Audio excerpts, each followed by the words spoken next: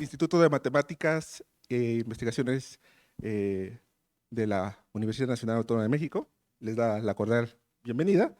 Agradecemos la presencia del director de este instituto, quien nos va a ofrecer unas palabras de bienvenida y posteriormente vamos a hablar justamente de propósito de este coloquio. Gracias. Muchas gracias, Roberto. Bueno, antes que nada, buenas tardes, creo ya a todos. Me da mucho gusto que estén aquí participando en este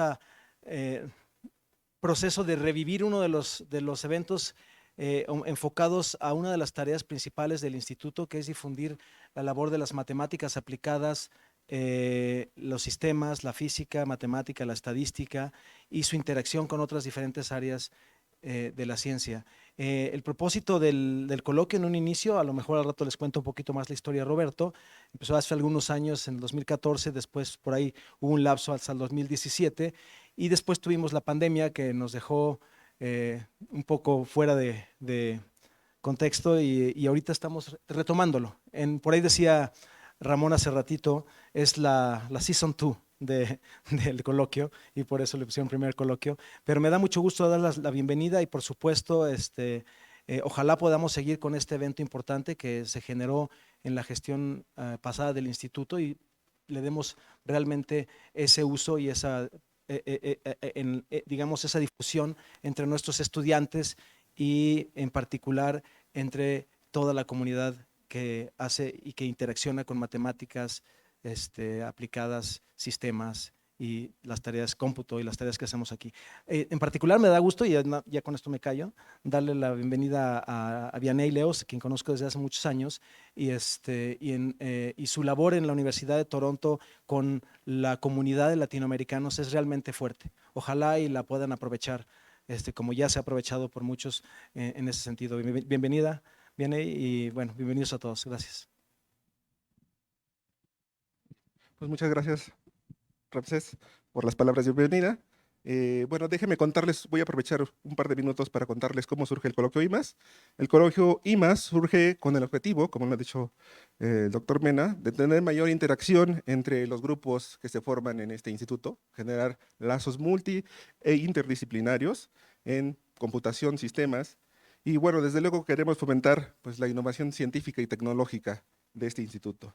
En ese sentido, pues bueno, nos gustaría buscar que este coloquio pues se formule en las diferentes, o se genere en las diferentes áreas que se cultivan en este instituto.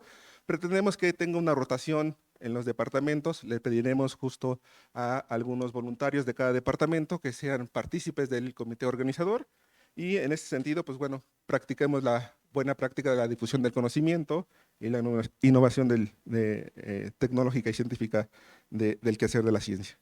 Este coloquio, lo estamos retomando, es la versión número 13 del coloquio. Muy bien, entonces, pues bueno, aparece anunciado como el primer coloquio, pero lo estamos retomando. Y bueno, este semestre el coloquio IMAS estará dedicado al papel de las matemáticas en la sociedad y contará con valiosas participaciones en la dirección de ecología estadística, modelación de movimiento animal, modelos computacionales y al final del semestre habrá una plática muy interesante sobre marketing viral, así que los esperamos en las próximas versiones. Muy bien. Entonces, antes de continuar y bueno, darle el uso de la voz a nuestra invitada, quisiera hacer una breve presentación de su mapa curricular. ¿Ok? Muy bien. Entonces, la doctora Leos tiene una licenciatura en Matemáticas y especialidad en Estadística Aplicada por la Universidad Estatal de Toronto. Bueno, perdón, por la Universidad Estatal de California. Realizó estudios de doctorado en la Universidad Estatal de Iowa y desde el 2020 es profesora investigadora del Departamento de Ciencias Estadísticas de la Universidad de Toronto. También es profesora afiliada al Vector Institute y miembro del Centro de Ciencia de Cambio Global de la misma universidad. Asimismo, bueno, actualmente es secretaria de la sección de Ecología Estadística de la Sociedad Americana de Ecología. Tenemos, bueno, pues el placer de que tiene una interacción importante con la comunidad latina en términos de interacción multidisciplinaria. Y bueno, en la Universidad de Toronto, la doctora Leos dirige un grupo de investigación en estadística bayesiana, ecológica ambiental, donde se hace análisis de datos recopilados por sensores en animales y el medio ambiente. Sus investigaciones tienen colaboraciones interdisciplinarias en el sistema de salud y en otras áreas, y creo que esta es una gran oportunidad para generar pues lazos inter y multidisciplinarios con la colega. Muy bien, pues bueno, le voy a dar el uso de la voz a nuestra invitada, agradeciéndole de nuevo, bueno, que haya aceptado nuestra invitación, y pues bueno, nos platicará en esta ocasión, voy a regresar un poco la lámina, ya está en el título, pero nos platicará justo de la fisiología animal como detonador del movimiento animal usando cadenas de Markov. Bueno, gracias Roberto, y me siento casi como que tengo que bailar o cantar con esto puesto, pero ojalá disfruten. Sí, muchas gracias a Ramsés y a Limas por traerme. Bueno, vengo a presentarles sobre la fisiología animal como detonador de la movilidad usando modelos ocultos de Markov. Eh, es más una excusa venir a presentar porque realmente a lo que vengo es colaboraciones y a reclutar estudiantes. Como dijo Ramsés, desde que soy profesora en la Universidad de Toronto, he reclutado ahora varios estudiantes mexicanos y justo, bueno, mis coautores en estos trabajos, Juan Morales, que está en la Universidad de Glasgow, ahora es argentino, es profesor de Ecología Estadística. Y para presumir, también tengo estudiante de doctorado Marco Gallego Cerrada, que fue estudiante del UNAM. O sea que ahora está en Toronto y, por lo que me dice, feliz. Y bueno, ahora que el propósito que es que se forme trabajo interdisciplinario, hubo un artículo en la revista Science que decía, que se titula Big Data Approaches Lead to an Increased Understanding of the Ecology of Animal Movement. Los ecólogos ahora están generando una montaña de datos. O sea, tienen una tremenda base de datos que están recolectando sobre el medio ambiente, sobre el bienestar de los animales, pero sin tener tanto entrenamiento en estadística y matemática. O sea que ahora tenemos la posibilidad de colaborar con esta gente y tenemos, o sea, hay muchísimos problemas ahora que están generando y deberíamos aprovechar. Aquí pueden ver un poco cómo se colectan los datos. O sea, hay distintas maneras de colectar datos, de posición, de distintos tipos de sensores. A veces les tenemos que poner sensores a los animales para grabar a dónde van y a veces no. Ahora hay drones, o sea, vuelan los drones y pueden contar las segregaciones de tiburones, por ejemplo. Hay tantas distintas maneras de colectar datos y ahí te da como un resumen. Y ahí incluyen un poco de técnicas de modelaje, pero si leen este artículo, verán, o sea, no son técnicas tan avanzadas. Y a veces eso como que vamos y decimos, somos estadísticos, somos matemáticos, queremos hacer algo muy complejo. Y lo podemos hacer. O sea, nosotros podemos hacerlo, pero a veces es la primera vez que se colectan esos tipos de datos y no se ha sabido nada de esos animales, de ese sistema.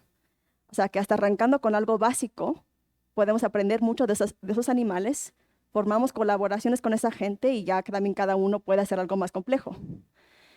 Pero dentro de esto, en la parte I, pusieron Hidden Markov Modeling.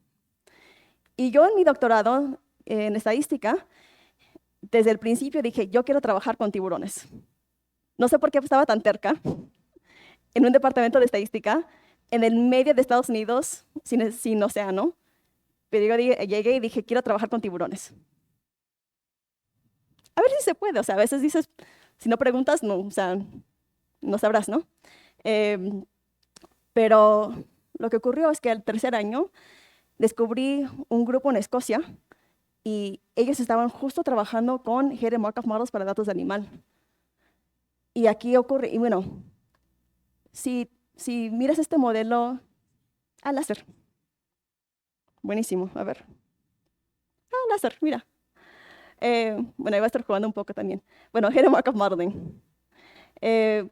Si ven este modelo, realmente no será muy complicado, pero aprendimos mucho de estos tiburones usando estas técnicas. Pero bueno, en eso medio es mi enfoque, en modelos ocultos de Markov. Y además, para los estadísticos y los matemáticos y bueno, ingenieros y eso que están acá, hay que reconocer que hay una interacción entre estadística y ecología que es muy fuerte y va creciendo. Y en general, bueno, que yo soy estadística, pongo estadística aquí, pero pueden poner cualquier cosa. En general, la gente arranca con ser estadístico. Tienes que ser el mejor estadístico, el mejor matemático en ese equipo, ¿no? Ese es tu enfoque. Pero aprendes a comunicarte con los ecólogos. O sea, hablar el mismo idioma, qué tipos de palabras usan, y ellos también. Y bueno, llegamos a Ecological Statistics or Statistical Ecology. No está conectado. Y bueno, después que fui a Escocia diciendo, quiero trabajar con tiburones y lo logré, mi interés me llevó a Argentina. Porque bueno, ¿qué hace un latino cuando va? Yo por lo menos busco a los otros latinos. Me encontré un argentino, Juan Morales. Juan antes estaba en Argentina, en Bariloche, que está en la Patagonia, pero hizo postdoctorado en estadística en Cambridge, o sea que también es muy cuantitativo. Y me preguntó algo muy simple, que ahora con un poco más de madurez, reconozco cuando alguien muy inteligente te pregunta algo muy simple, va a ser muy difícil. Y me ha tomado años. Y hasta ahora también estoy como medio, capaz hay una solución, pero es una de seguro varias. Me preguntó cómo la condición de una abeja afecta sus movimientos. Y bueno, como se mueve un animal, depende mucho de su condición. Pero en general, los modelos de movimiento de animal no toman en cuenta ese factor, ¿no? Y para nosotros también podemos saber, nuestra condición afecta cómo nos movemos. Hace 10 años podía salir y correr y todo eso, despertar el próximo día no me dolía nada. Ahora, lo intenté este verano. Me metí a jugar deportes y el próximo día todo adolorido. Las piernas, los brazos, los hombros, como, bueno, ya, mi condición cambió. E igual los animales. O sea, las ovejas tienen que sobrevivir el invierno. Tienen que tener cierta condición para reproducir. Pero en general no incluimos esos datos. Y bueno, me pregunta eso. Dije, claro, se mete como covariable. Yo como estudiante de doctorado, va a ser simple. Seguro lo podemos hacer sin problema. Y les quiero mostrar un poco cómo recolectan datos. Esto es en Bariloche y tienen todo un grupo de ovejas y cada oveja está monitoreada, que es también lo que es muy útil. No hay ovejas externas, o sea, tenemos todas las dinámicas del sistema y pueden ver los collares que les ponen y también les ponen números. Son un poco rockeros. 13, 34, 40, 41, 42, 43. 59. Oveja 59. Bien. Comiendo. Bocado, bocado, bocado. Levantó la cabeza, muy bien. Y lo que están colectando aquí son datos de posición, de acelerómetro, de magnetómetro. O sea, hay muchísimos datos que están colectando sobre su movimiento. Pero ¿qué es el problema? Los datos de posición y de acelerómetro, si los ven ahí como en la computadora, pues no saben qué están haciendo las ovejas. Se va caminando. Las ovejas no van y dicen, bueno, entre 3 y 4 estuve comiendo acá en este pasto, ¿no? Corto, ¿eh? Así que lo que hicieron es tomar el video y decir, bueno, grabamos desde este tiempo a este tiempo, y lo que sabemos es que las ovejas hacen distintos comportamientos, como nosotros. O sea, ahorita todos están sentados. Eso podría ser un comportamiento humano, o sea, están sentados, no se están moviendo. A veces van a comer, duermen. Podemos ir como más fino en los comportamientos o hacer algo muy básico. Pero en general, lo que quieren hacer los ecólogos es capturar esos datos de movimiento para poder descubrir los comportamientos del animal. ¿Qué es lo que están haciendo? ¿Y por qué es importante? Bueno, una cosa es que si no sabemos qué están haciendo los animales, en donde comen, en donde descansan, no vamos a saber qué tipos de áreas, cómo vamos a proteger esas áreas. Yo en general trabajo más con tiburones, pero ellos son ovejas y queremos saber, o sea, si algún tiburón va y suele comer peces en esta área, no queremos que haya muchos barcos cruzando por ahí, ¿no? Así que eso es la manera que colectan los datos. Y bueno, en general, yo uso modelos ocultos de Markov que tienen esta representación gráfica. Hay un proceso de observación que para nosotros, en el análisis de movimiento animal, son los movimientos del animal. ¿Sí?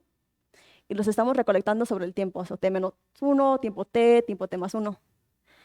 Y lo que no sabemos, lo latente, son los comportamientos actuales. O sea, si cada uno de ustedes tuviera un collar, una pulsera que nos dice las posiciones, veríamos que no se están moviendo. Sabemos que si están sentados, pues generan datos de GPS que indican que no se están moviendo. Así que el proceso latente corresponde a los comportamientos que queremos descubrir. Claramente, bueno, en general, la representación más simple del modelo oculto de Markov es así.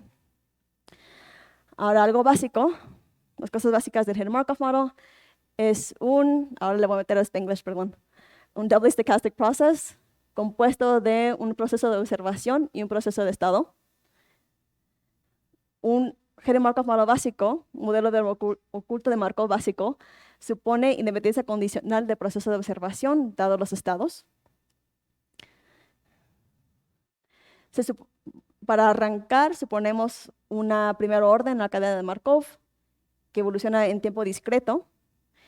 Y para nosotros esto funciona porque estamos recolectando los datos con sensores y colectan datos cada 5 minutos, cada segundo y tal. No tenemos tiempos irregulares en nuestros datos de oveja.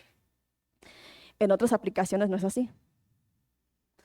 Y las observaciones están generadas por un conjunto de distribuciones que se llaman State Dependent Distributions. ¿Sí? Y bueno, se puede escribir la verosimilitud. A los estadísticos les encanta la verosimilitud.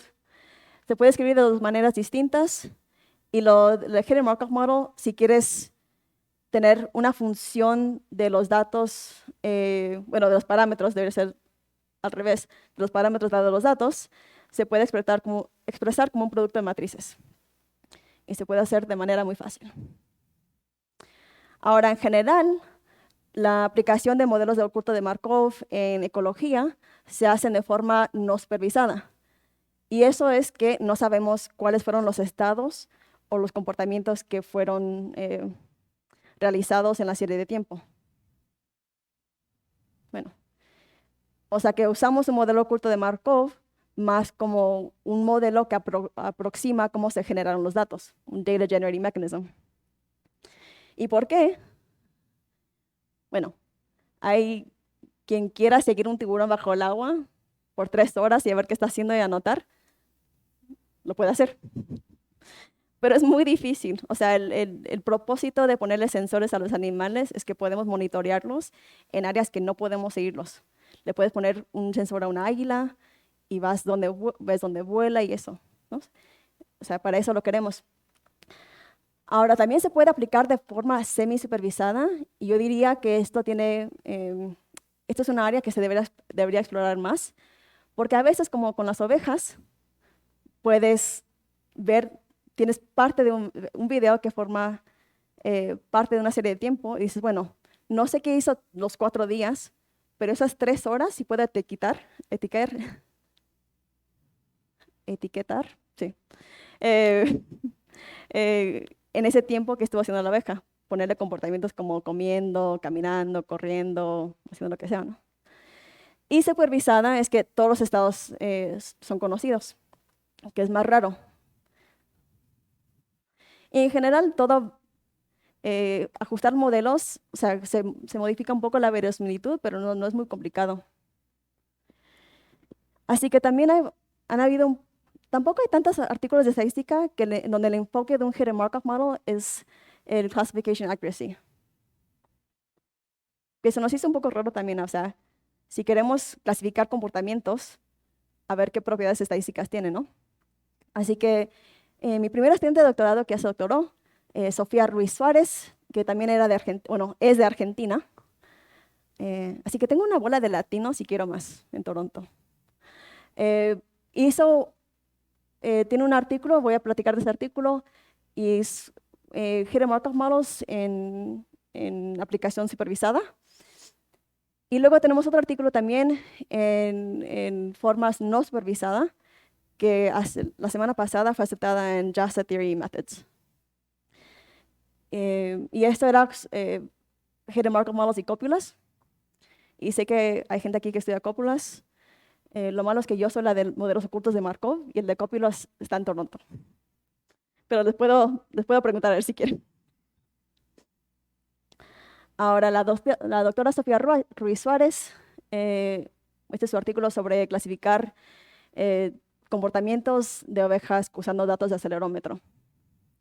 Porque si queremos responder a la pregunta de Juan, de cómo la condición afecta sus movimientos, o en general lo que estaba pensando, cómo afecta sus comportamientos, tenemos que saber primero que estos modelos son útiles para clasificar comportamientos. O sea, que hay algo útil de usar estos modelos. Y lo lindo de estos modelos, más que usar una red neuronal, es que tenemos una forma probabilística y sabemos cómo integrar covariables y esas cosas. Los datos que ella colectó, ahora ella hizo la licenciatura en matemática, doctorado en estadística, y lo que ella tuvo que hacer es ir al campo a colectar los datos de oveja. Colectó datos sobre 25 ovejas. O sea, este video aquí, la primera voz es de Sofía. Ella estaba ahí grabando las ovejas, diciendo como, bueno, necesito esto para mi doctorado en estadística, para generar un conjunto de datos de training para poder usar modelos. O sea que, bueno, ahora nunca quiere hacer esto, algo, nunca más, pero lo hizo. Se hizo muy amigas de las ovejas y ya nunca más las quiere ver también.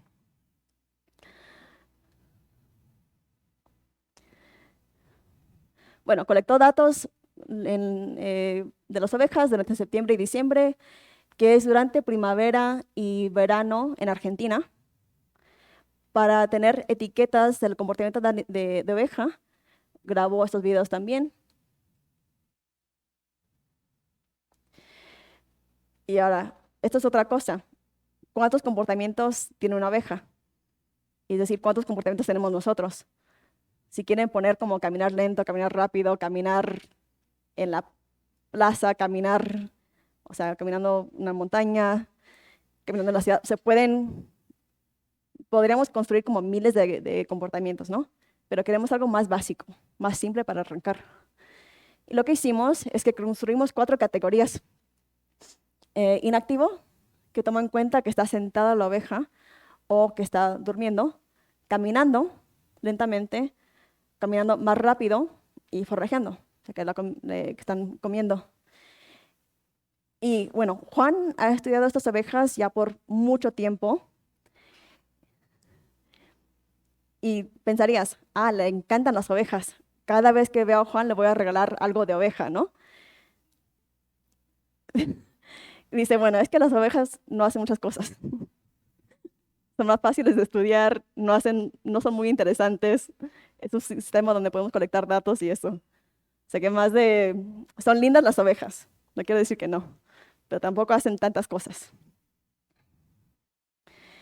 Y bueno, una cosa también que tenemos que hacer con esos datos de acelerómetro, porque colectó creo que 25 observaciones por segundo. Sí. Y ahora, con tantos datos, ¿qué vamos a hacer? Así que también hay un paso de tener que procesar los datos. Y lo que hicimos es que en vez de tener un dato 25 observaciones cada segundo, hicimos como un summary de cada segundo, que igual es una escala temporal muy fina. Por eso también es otro otro paso en el que no podemos hacerlo solos. Y en general, el trabajo que hago yo, la matemática la puedo hacer sola, pero que la matemática sea útil para algo, no lo puedo hacer solo. Tengo que comunicarme mucho con los ecólogos, entender bien qué es lo que quieren hacer, entender bien cómo los datos se conectan con la pregunta científica, la pregunta ecológica. Y eso también es, creo que lo más difícil, porque toma meses a veces. Así que esto tenemos que saber, bueno, qué queremos resumir de esos datos de acelerómetro. Y lo que hicimos es usamos 2 métricas, VEDVA, que se supone que es como un proxy para la energía que está usando la abeja. Se me fue. No está bien. Y head pitch. ¿Por qué? ¿Mande? Ah, más atrás. ¿No funciona? Ah, está bien, no pasa nada. Vamos para atrás. Ahí está. Y head pitch. Porque cuando las abejas se están comiendo, están paradas y tienen la cabeza bajada hasta abajo y están comiendo. O sea que dijimos, bueno, vamos a hacer eso como unos proxies de comportamiento de animal. Y en su artículo tiene datos de acelerómetro y construyó como distintos summary statistics, mean pitch, log standard deviation of pitch, log mean VEDVA. Tiene sus series de tiempo, tiene un modelo de oculto de Markov que tiene 4 estados que generan datos de distintos comportamientos. Y bueno, acá están los datos. Cada color corresponde a distintos comportamientos. Y bueno, Sofía tiene su doctorado en estadística, fue al campo a recolectar datos. Y les cuento que también dibujó estas abejas que fueron publicadas. Así que me encantó. Y esto está en una revista de estadística. Está buenísimo. Así que ella dijo, bueno, si usamos un modelo de oculto Markov básico, ¿qué tan bueno es para clasificar comportamientos? Y bueno, con esos tipos de datos, varios supuestos no se cumplen. Queremos saber cómo se pueden extender y cómo mejora la clasificación. Así que lo que hizo ella es usar también modelos ocultos semi-markovianos. Y la diferencia es solo que cómo evoluciona el estado corresponde a una cadena semi-markoviana. Y la idea es que cuando tienes un modelo oculto de Markov, una cadena de Markov, la cantidad de tiempo que dura en un estado antes de cambiar es una distribución geométrica. Y siempre es una distribución geométrica para una cadena de Markov de primer orden. ¿Sí? Y digamos que con una distribución geométrica siempre tiene un pico más grande en 1. Y sabemos que lo más típico es que los animales no duren un tiempo, 5 minutos, un segundo en un comportamiento. Así que lo podemos modelar de manera distinta. Así que lo que hizo ella fue varias cosas. Vimos un modelo oculto de Markov, uno semi-markoviano, y luego lo que hizo es, en vez de suponer independencia condicional dado los estados para las observaciones, es meterle una estructura autorregresiva. Y la idea es que, bueno, a nosotros nos encantan los modelos más complejos. A mí me divierten, porque digo, es algo más complejo, es más divertido, tiene más como cosas que no funcionan y puedo ver la estructura y cómo expandirlo, ¿no? Pero queremos ver, vale la pena. Porque una cosa también en las cosas interdisciplinarias es la gente quiere que sea útil. No que sea complejo o que sea como que dices, mira, esta ecuación es la ecuación más linda del mundo. Todo bien, pero funciona. Y se necesita hacer de esta manera, ¿no? Así que lo que queríamos ver es que si vale la pena extender este modelo para los datos que ella colectó. Y en HMMs, lo que queremos, una cosa que podemos sacar de usar este modelo, es que podemos asignar cada observación a un estado. hacer clasificaciones. Es algo, una de las razones que a la gente le encantan esos modelos es que también clasifica sobre el tiempo, tomando en cuenta la estructura temporal en el conjunto de datos. Así que hay distintas maneras de hacerlo: local state decoding, global state decoding. Y si queremos hacer clasificación con supervised learning, usamos las etiquetas para entrenar el modelo y luego para datos que dejamos afuera, vemos que también clasifica. Y hay distintas métricas de cómo evaluar que también funciona este modelo. Ella hizo un estudio de simulación. Intentó muchísimas cosas. Yo creo que capaz quedaron demasiadas simulaciones en el modelo, en el artículo, pero generó 30 series de tiempo de tamaño 3000 de un Hidden Markov model con 2 estados. Y lo que cambió es que en vez de geométricas, del tiempo que te quedas en un estado antes de cambiar, en vez de ser geométrica, la cambió a una binomial negativa, y para las distribuciones del movimiento dijo que fueron normales. Algo medio simple. Y luego seleccionó distintas medias para la distribución binomial negativa que exageraba las diferencias entre una distribución geométrica. Y bueno, y también queremos saber, bueno, cuando hay 2 distribuciones que se parecen mucho, ¿se pueden distinguir sí o no? Porque sabemos si hay una distribución normal acá y otra acá, bueno, ponle una línea y dices si pones estas observaciones acá, estas observaciones acá. No es tan complejo. Ya cuando se van como juntando un poco más, necesitamos más información para hacer las clasificaciones. Así que lo que hizo es entender cuándo estas líneas grises y las negras que corresponden a distintos modelos, el Hidden Markov Model y el Hidden Markov Model, y aquí no entra el proceso autorregresivo. Más que nada es saber cuando las diferencias entre las normales son exageradas, cuando las diferencias entre las distribuciones binomial negativas son muy diferentes a una distribución geométrica. Más que nada es cuando esas barritas negras son diferentes a las grises. Y en esos casos vale la pena expandir el modelo y extenderlo. Y cuando ves que esas grises y negras son como muy similares, ahí es como, bueno, puedes especificar mal el modelo e igual las clasificaciones te van a salir bien. Porque son 2 cosas distintas. Y eso aprendimos haciendo este artículo. Que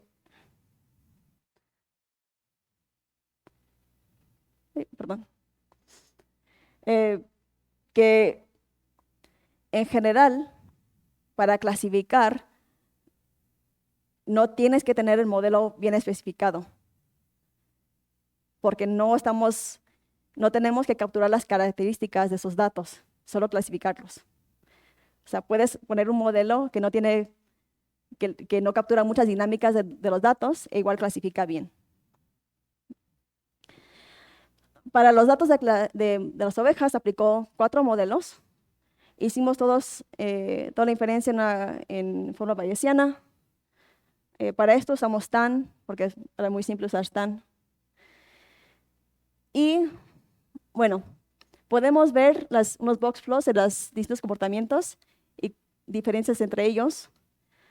Lo malo para Sofía es que, aunque colectó muchos datos, no hubo tantas diferencias en los resultados de clasificación. Que para una cosa es buena. No buena para su tesis. Igual lo publicó, estaba muy feliz, le encantó el artículo y derivó muchas ecuaciones muy, muy lindas. O sea que para nosotros era como, bueno, capaz no recolectamos suficientes datos de ciertos comportamientos para ver la diferencia extendiendo el modelo. Y otra es que, bueno, los ecólogos pueden usar algo más simple, o sea, algo como un HMM básico, es más fácil de implementar para ellos. Y si solo les interesa clasificación, puede ser que no está mal, aunque el modelo no está muy complejo. Pero lo que podemos ver es que el tiempo que van caminando y luego hace tiempo que caminan antes de cambiar comportamientos.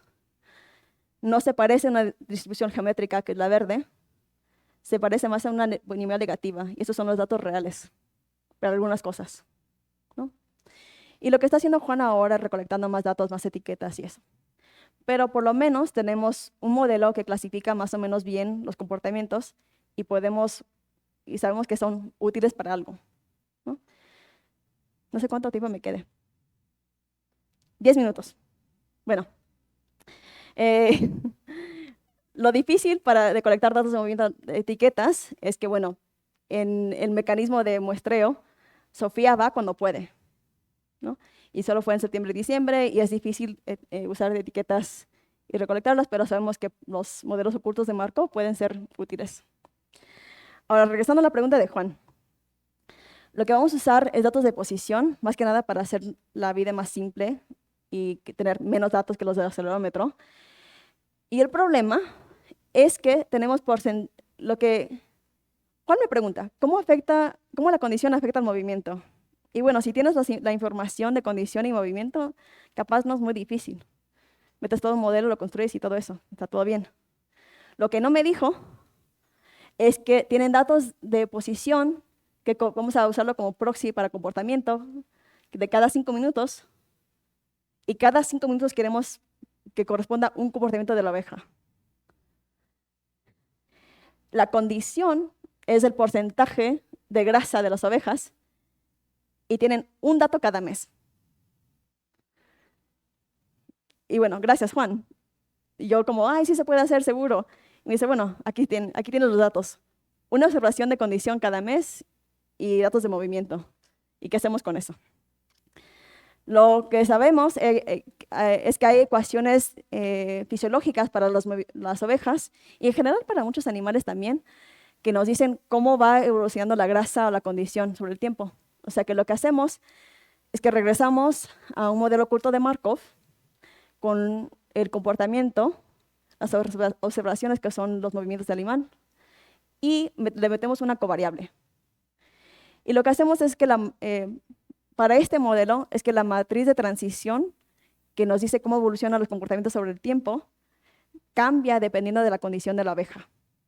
Si la condición de la abeja está muy mal, capaz quiere comer más que una abeja que está en mejor condición. O camina más o camina menos y eso.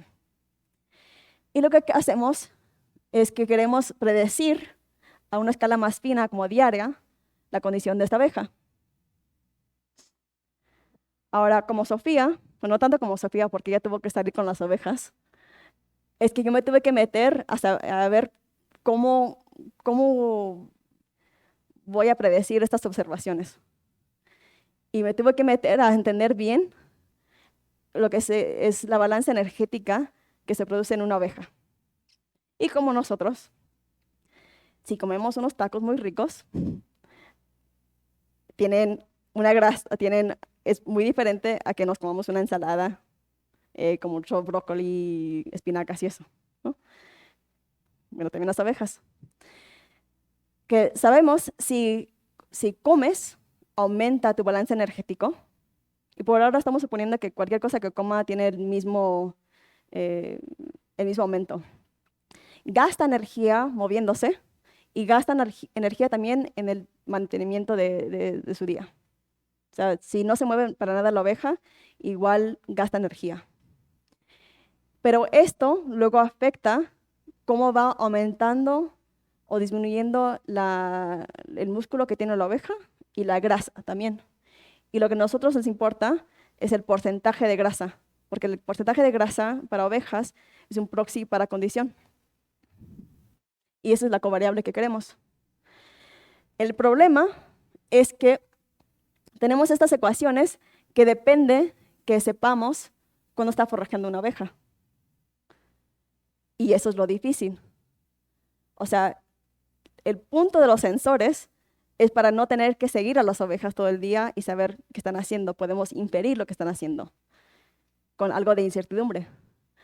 Así que esto es una variable latente que no sabemos y además es una suma.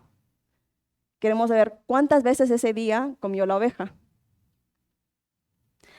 Así que lo que está trabajando Marco, bueno, lo que hizo es usar cadenas de Markov auxiliar para derivar la distribución de esta variable aleatoria.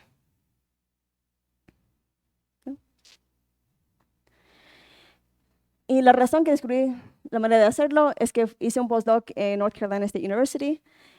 Es Distributions Associated with General Runs and Patterns in Hidden Markov Models, que nos dice cómo encontrar la distribución de ciertos patrones en una serie de tiempo, que para mí se me hace padre.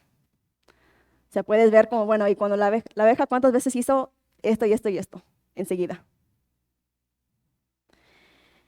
Así que para encontrar patrones y derivar estas distribuciones, se define una cadena de Markov auxiliar. Tenemos otra cadena de Markov que introducimos.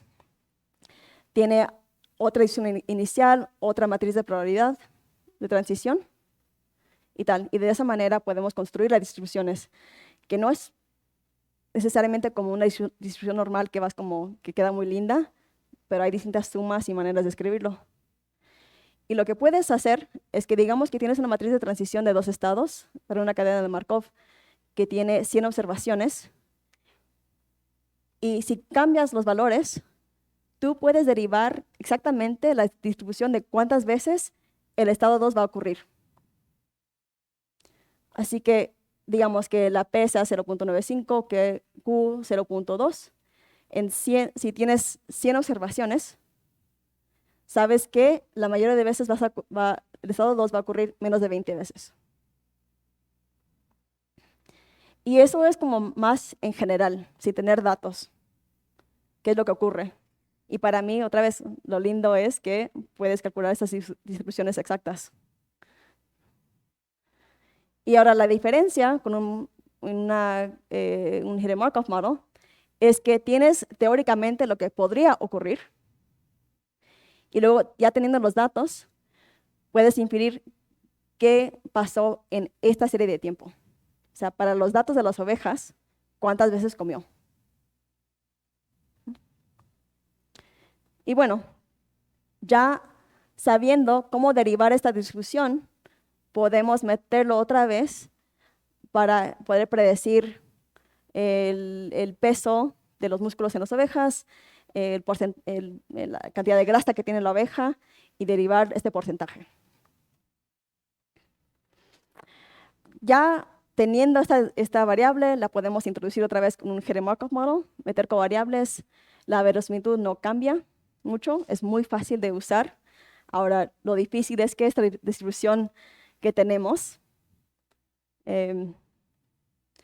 esta de aquí, queda casi como una multinomial de 0 a 200, o una categórica de 0 a 200 con distintas probabilidades en distintos eventos, en categorías. Así que bueno, requiere muchas sumas y eso, pero igual se puede calcular de forma exacta. Y bueno, los próximos pasos es escribir la verosimilitud en su total. O sea, encontrar patrones es divertido matemáticamente. Y la idea es que lo hagamos para una oveja, que podamos predecir y generar todas estas dinámicas. Y bueno, se puede extender de maneras muy diferentes. Una cosa es cómo va evolucionando la grasa, la condición en términos de la grasa de la oveja, que cambia, ojalá, muy lento. Pero también es como hay otras dinámicas que cambian diarias. Tienes hambre. Cuando tienes hambre vas a comer o quieres comer, ¿no? Y tienes más incentivo bueno, tengo que ir a encontrar este pasto, un taco, una torta, algo lindo. También cuando se embarazan las ovejas, hay otras ecuaciones diferenciales que explican cómo va evolucionando las dinámicas. Pero en general, yo creo que tiene mucho sentido meterle la condición de un animal a su movimiento, porque bueno, nosotros sabemos que también a nosotros nos afecta nuestra condición. Así que en eso estamos, es divertido. Así que para mí, modelos ocultos de Markov son muy divertidos porque además tienen muchas aplicaciones para movimiento de animal. Para mí me ha dejado ahora trabajar mucho con datos de tiburón, he ido a Galápagos, me han llevado a Galápagos a hacer investigación. Voy a Baja California Sur seguido también a trabajar con ellos. he trabajado con gente por todo el mundo. Tengo otros proyectos en astronomía y en salud también.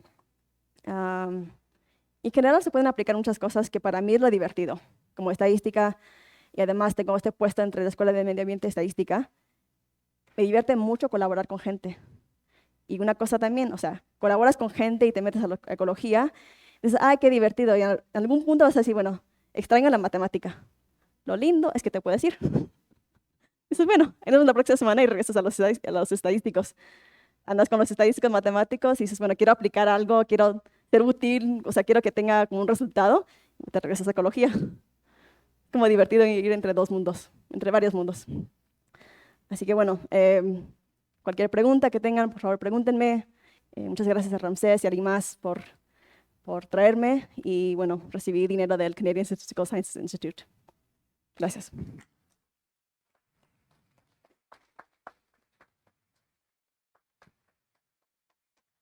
Bueno, muchas gracias, Verde. Tenemos tiempo para un par de preguntas.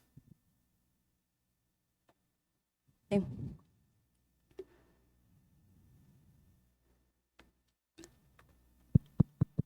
Muchas gracias por tu charla, muy interesante. Me quedé con tu comentario de que en la interdisciplina es muy importante que las cosas sean útiles, ¿no?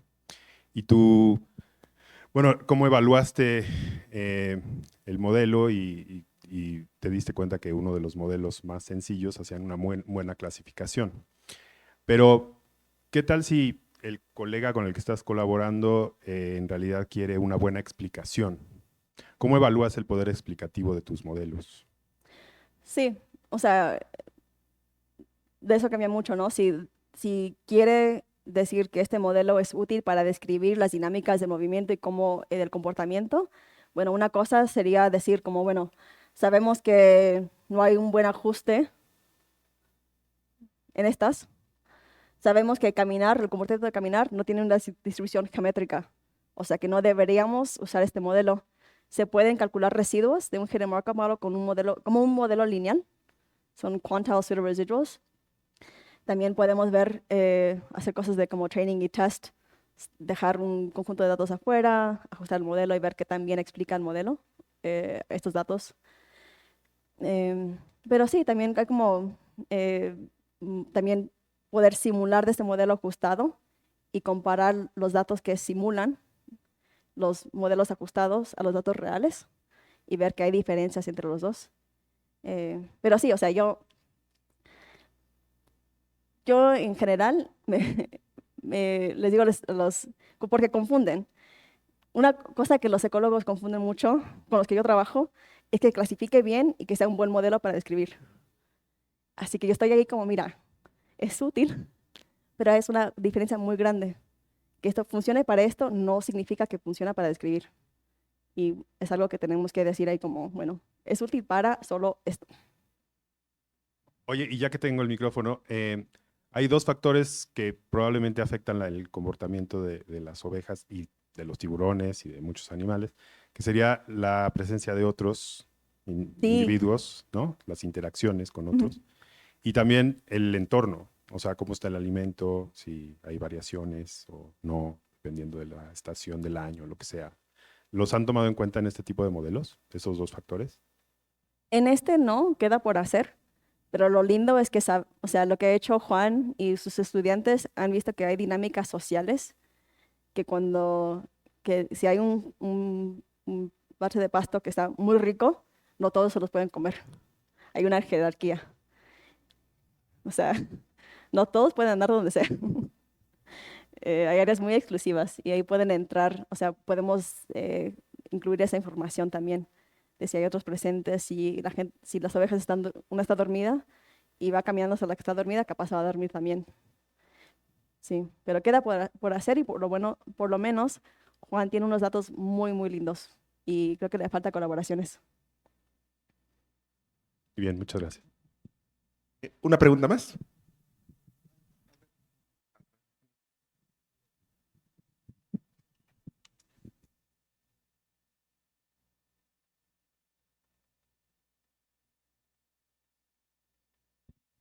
Gracias por la plática. Coincido con lo que dices de que es muy difícil que el referee que está juzgando el trabajo entienda que no estás tratando de modelar, sino de hacer clasificaciones, ¿no? Ese es un problema que se enfrenta por lo común, pero otro problema que he visto que también ocasiona un poco de lío es cómo hacer comparación de modelos, selección de modelos, ¿no?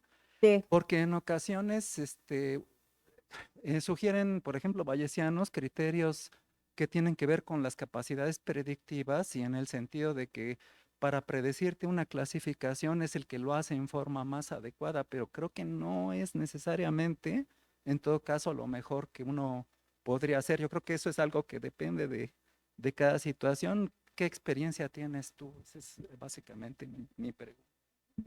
de selección de modelos para clasificación. Sí, Sí, ¿cómo le haces para decir, bueno, aquí tengo dos modelos que al parecer describen bien los datos, pero hay una estadística que me apunta a que uno de los dos es mejor, ¿no?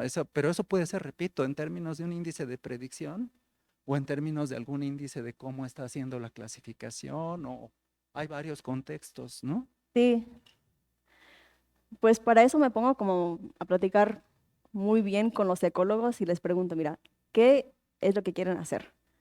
Y pasamos casi como un mes platicando, diciendo, a ver, mira, si queremos seleccionar modelos de esta manera, te dice esto, pero te doy todos los detalles de exactamente lo que dice y lo que no dice. Si queremos hacer selección de modelo de esta manera, bueno, esto te dice qué también genera o qué modelo explica mejor los datos. Pero para mí, o sea, en esos modelos ocultos de Markov, lo que sabemos es que tenemos que especificar la cantidad de estados. O hay gente que dice, bueno, no vamos a decir que hay 5 estados, 4 estados, vamos a estimar la cantidad de estados que hay. Pero lo que yo digo es que depende mucho de la formulación de las distribuciones, de estos state dependent distributions. Si dices que son unas normales y que una distribución normal tiene algo científicamente que es relevante, podemos ahí de manera capaz no paramétrica o de otra forma seleccionar cuántos estados con la combinación de distribución normal ajustaría, explicaría mejor los datos o clasificaría. Pero depende mucho de los supuestos. Y ahí también es como a veces cuando estás haciendo trabajo interdisciplinario, los supuestos son como, bueno, a ver, tengo estos supuestos. Y la gente como, y eso me importa, ¿por qué? Y digo, porque es muy importante. Pero sí, hay como un balance. No sé, depende de cada situación y es algo que creo que nunca voy a resolver.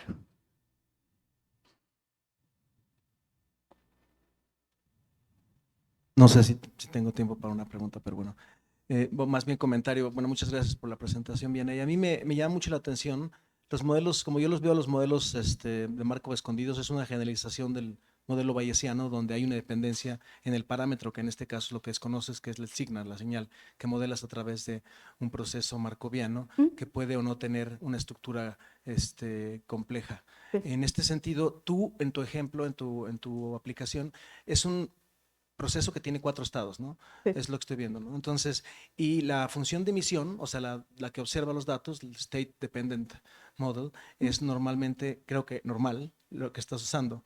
Entonces, en ese tenor, la variación, y por eso yo tampoco veo que haya mucha diferencia en el poder del modelo cuando vas de un modelo autorregresivo a un modelo, no estás variándolo mucho, la estructura del diseño ya es muy fuerte. Sí. Tienes una estructura de diseño muy fuerte con 4 estados, muy poquitos parámetros, sea markoviano, semimarkoviano o con un tiempo de espera que no necesariamente es geométrico, sino otro. Entonces ya le estás poniendo mucha estructura, entonces lo que vas a ganar es muy poco y el poder explicativo y la complejidad que le agregas para poderle explicar a los ecólogos es demasiada, ¿no? Entonces, yo creo que ahí más bien tendrías que ver si tienes más información que te permita, como decías tú, incorporar y suavizar algunos supuestos en cuanto a ese proceso Z, ese proceso de signal, ¿no? Como le llamas aquí. Entonces, esa parte yo creo que los datos creo que te dicen más que esos 4 estados. Entonces, yo creo que ahí es donde podrías ganar mucho en otro modelo más, que te diera más poder explicativo y también, como decía Alberto, más poder también de predicción,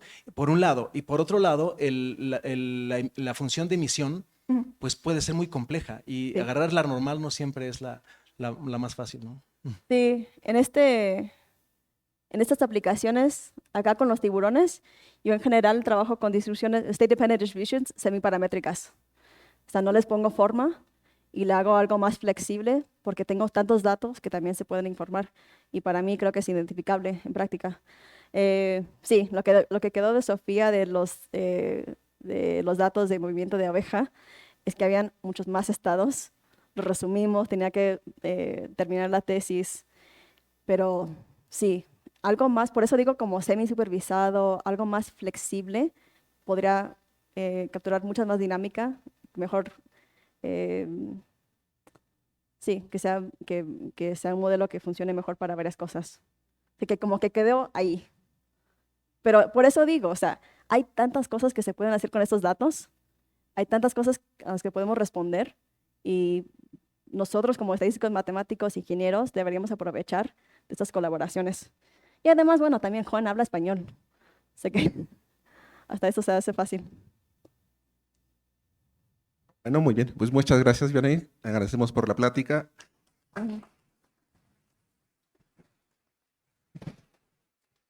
Bueno, a nombre del comité organizador del coloquio IMAS de este semestre, bueno, les agradecemos su presencia. Los esperamos el 20 de octubre con el siguiente coloquio. Muchas gracias. Buena tarde a todos.